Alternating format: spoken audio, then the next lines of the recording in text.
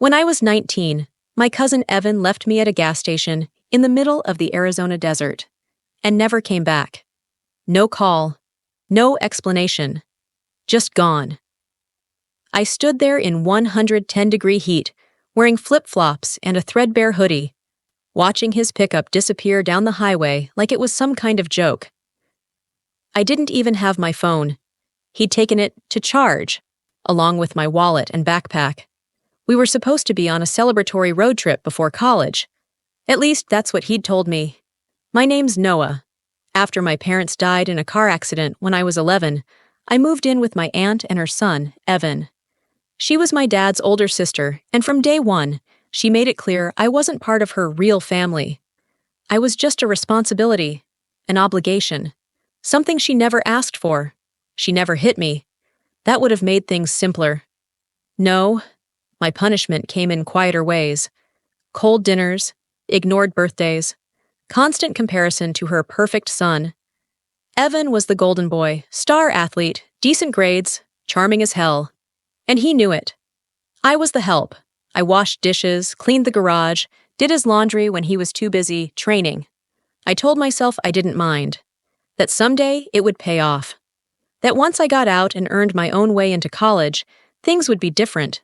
But college never happened. My aunt said the FAFSA stuff was too complicated.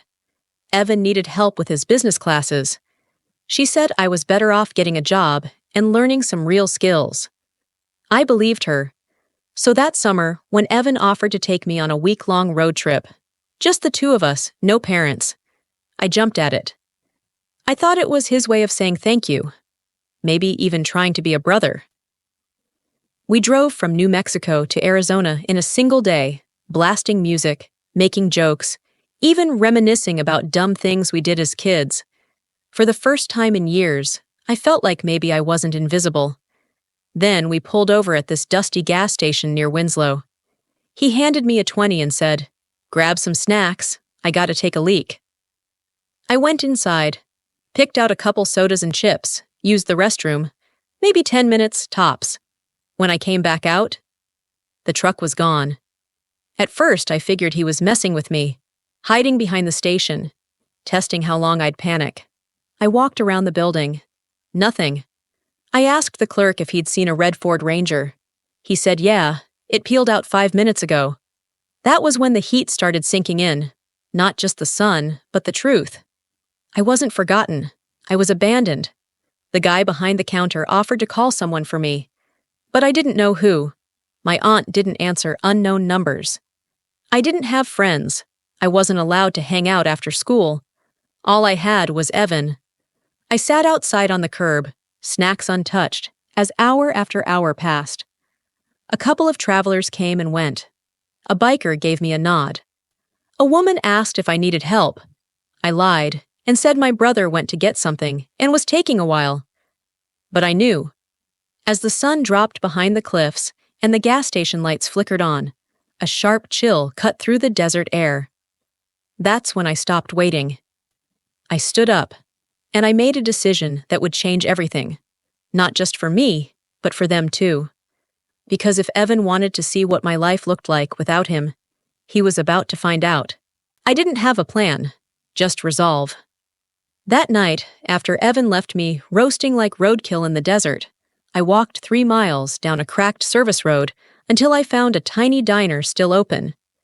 I looked like hell, dust-covered legs, sunburned arms, and my lips were starting to crack from dehydration. The waitress didn't even flinch when I asked if I could use their phone. I think she saw something in my face, something broken. I didn't call Evan or my aunt. I knew better. Instead, I called a local youth shelter I found pinned on the diner's corkboard, told them I was stranded, no ID, no family, and no one coming for me. The woman on the line, her name was Shay, paused, then said, "I'll send someone." They picked me up 20 minutes later. That's how I ended up in a bunk bed in the back of a converted church, surrounded by kids with track marks, runaways, and people whose stories made mine feel almost tame. But I wasn't safe.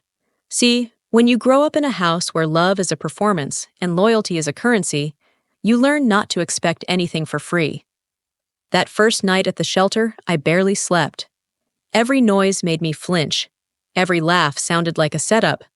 But Shay, she kept checking in, brought me a clean t-shirt, asked if I'd eaten, told me the shelter had a laundry room and a computer I could use in the morning. The next day, I filed for a replacement birth certificate, signed up for kitchen duty to earn my keep. I also walked to 3 diners that week, asking if they needed help. No one did. Or maybe they just didn't want to hire a sunburnt teenager with nothing but desperation in his eyes.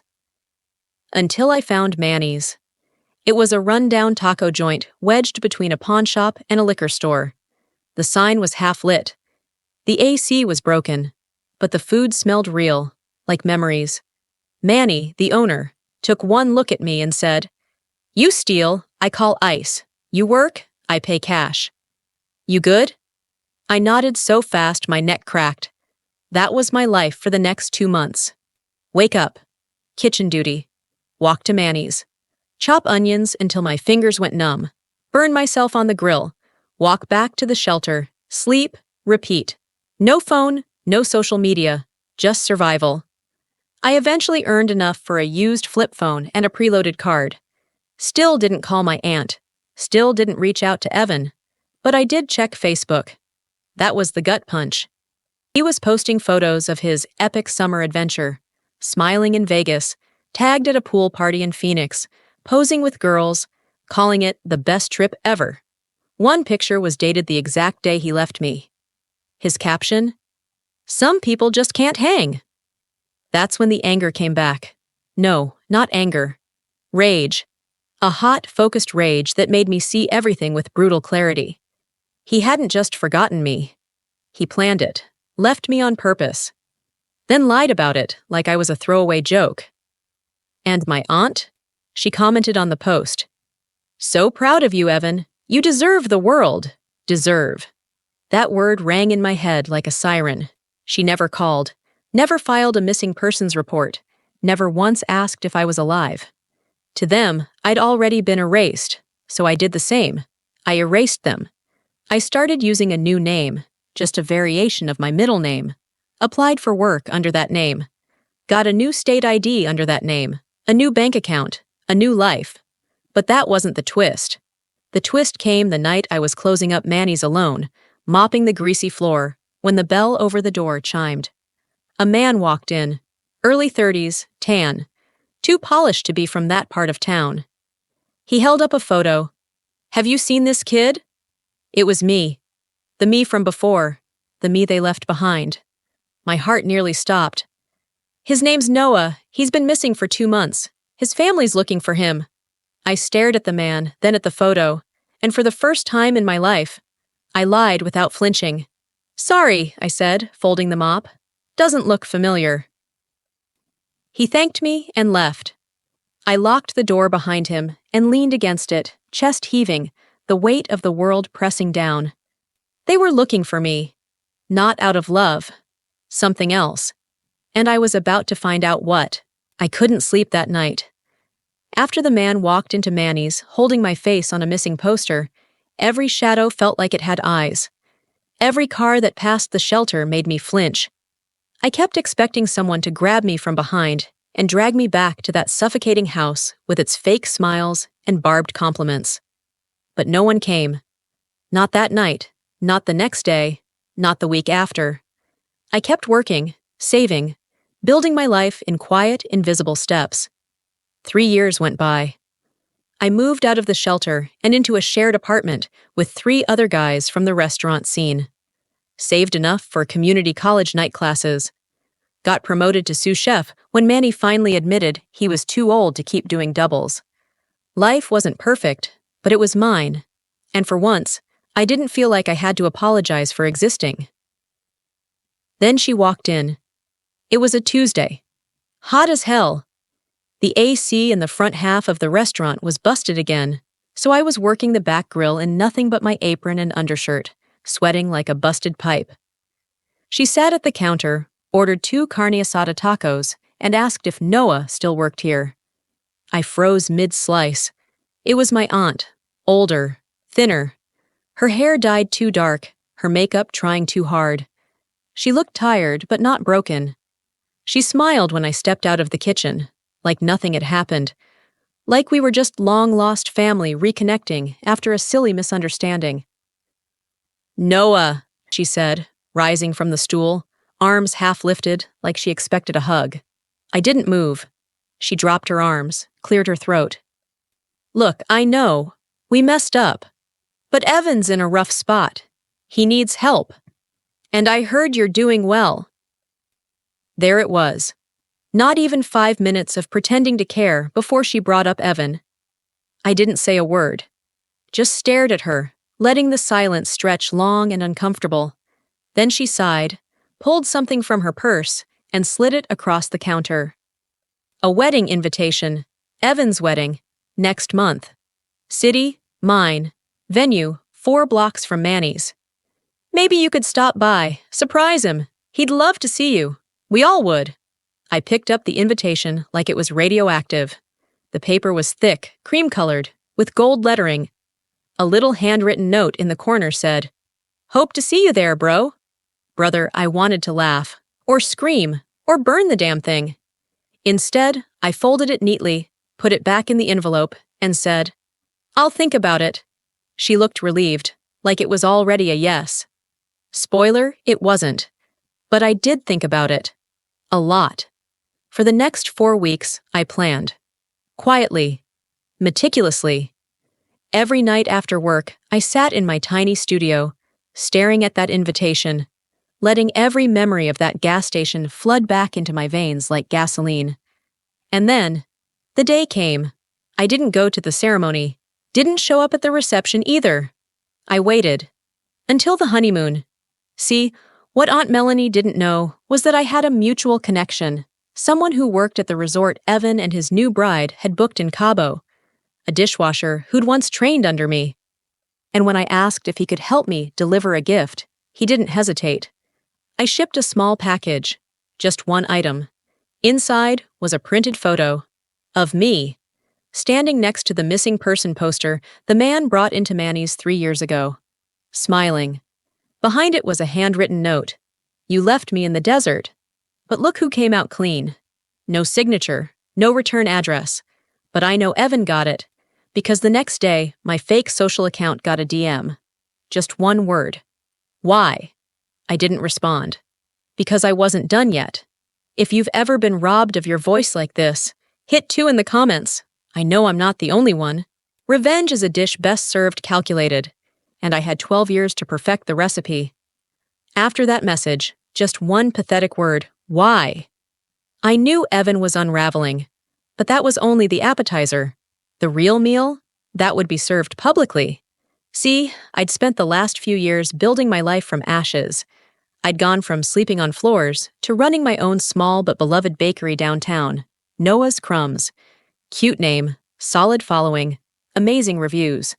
Word of mouth had been kind to me, and so had connections. Remember that friend who helped deliver the gift on Evan's honeymoon? Well, his cousin worked in media, local media. And after I helped cater a charity gala last fall, she offered me something golden. A feature slot in their Faces of Resilience column.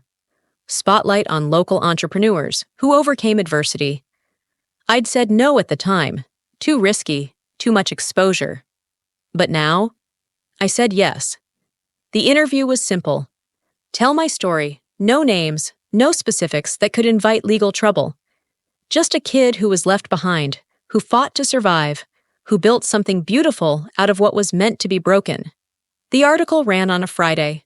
By Saturday morning, the shop's inbox was flooded.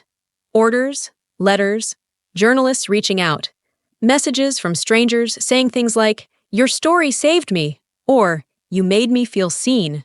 And buried in that pile, an email from Evan's fiancée. Well, ex-fiancée. Her name was Harper. Apparently, my wedding gift had shaken her more than I knew. She wrote that after they returned from Cabo, she started asking questions. Why did Evan never talk about his family? Why was there no trace of his cousin Noah on any of his socials, despite every mention of their close bond when drunk? So she did what most people do these days. She Googled. It didn't take long to connect the dots. News archives. A vague missing persons report that my aunt filed 6 months too late. A name change in a neighboring state. And finally, the article. My article. She ended the email with a line that stopped me cold. I don't know who you are to him anymore, but thank you for helping me realize who he really is. That alone would have been enough. But it got better. Turns out, Harper was also a lawyer. She wasn't just breaking off the engagement. She was suing him. Fraud, coercion, emotional abuse. And since her father owned a chain of local businesses, guess who was about to be blacklisted from every major employer in town? Evan. And I wasn't done yet. I sent an anonymous tip to the community blog in our hometown. Just a link to the article. No message. Just click and read. I imagined my aunt reading it over her morning coffee, slowly realizing the boy she'd called a burden had become someone the world admired. But the final move? That was personal. Evan showed up at my bakery 3 days later, disheveled, eyes bloodshot, wearing the same arrogance I remembered, but now cracked and shaky. He waited until the line died down and walked to the counter like he was still in control. Why? He asked again, this time out loud, louder than necessary. The entire cafe went quiet. I stepped out from behind the register, wiped my hands on my apron, and looked him dead in the eyes. You left me to die in the desert, Evan. That wasn't a mistake. That was a choice. Everything that's happened since is mine. You don't get to be angry that the world finally saw the real you. His jaw clenched. You ruined my life. I leaned in slightly, kept my voice calm. Number, I just told the truth. You did the rest. And then, here's the twist. As he stormed out, humiliated, one of my regulars, a high school teacher, walked up and said, Wait, was that Evan L. Becker from West Crest High? I nodded slowly. She blinked, then said loud enough for everyone to hear, He failed my ethics class. Twice. The place erupted. I didn't plan that part, but it was perfect. And as the laughter chased him out the door, I realized something. I didn't need to scream to be heard. I just needed to build a life so loud, they couldn't ignore it anymore. I thought that moment in the bakery, Evan storming out to the sound of laughter, was the end of it. But the truth is, people like him don't go quietly. Not when their entire identity is built on control. A week later, I got served papers. Evan was suing me for defamation. Yeah, let that sink in. The guy who left me in the desert, lied to everyone about it, used my absence to play the role of only child under pressure. He was the one claiming I'd ruined his reputation. At first, I laughed. But that faded fast, because lawsuits are expensive. And the bakery, while successful, wasn't some cash cow. I was scared. I thought about settling, thought about just walking away, letting him have the last word. Again. Then Julian, my fiancé, sat me down one night and said, Noah, this isn't about money. This is about truth. You already survived him once. Don't let him win now. So I didn't. I countersued. My lawyer, bless her ruthless soul, dug through every record, every social post, every thread of Evan's perfect online life. We found inconsistencies, holes, lies. And then came the bombshell. One of the shelter volunteers from 12 years ago still had the intake logs. My name, the date, the location. A note written by the intake coordinator. Youth abandoned at Arizona gas station. Claims family member drove off. There it was. Proof. The trial was brutal. Evan tried to charm the courtroom the way he always did, with his crocodile tears and fake humility. He painted himself as the misunderstood cousin who made a bad call during a stressful summer. He even tried to suggest I'd asked to be left behind, but the jury wasn't buying it. Neither was the judge. In the end, the ruling was swift and clear. Evan's claim was dismissed with prejudice. My countersuit? Approved. I was awarded damages for emotional distress and legal fees. The total wasn't life-changing money, but it covered everything he tried to take. And the real win? The story hit the local press. Deserted but not defeated. Local baker wins defamation case against estranged cousin. It went viral in a matter of days. People rallied behind me. Former classmates reached out. Customers flooded the bakery. I had to hire 2 new staff just to keep up. Evan? He lost everything. His job at a small finance firm? Gone. His credibility? Shattered. His social media? Vanished overnight. And Harper? She posted a video 2 days after the verdict. A calm, candid 5-minute monologue where she said, "Some people pretend to be victims so well, they forget they left real ones behind." It hit over 1 million views. As for my aunt, I haven't heard from her since the trial. I doubt I ever will. I think, in some small, petty corner of her heart, she finally realized what she let slip through her fingers. I married Julian in a sunflower field that fall. Simple ceremony, just close friends. No drama, no speeches from estranged family. Manny was there, so was Shay, the shelter worker who picked me up that night. We served cupcakes from the bakery and danced under string lights until the music cut out. And somewhere in the back of my mind, I saw that kid sitting alone on a curb in the Arizona heat. Scared, humiliated, forgotten. I wanted to tell him something, not "it gets better," not "you'll be okay." Just this: they left you in the desert, but you grew roots, and you bloomed anyway. If that ending hit you hard too, drop a 2 in the comments, and stick around if you want more stories like this.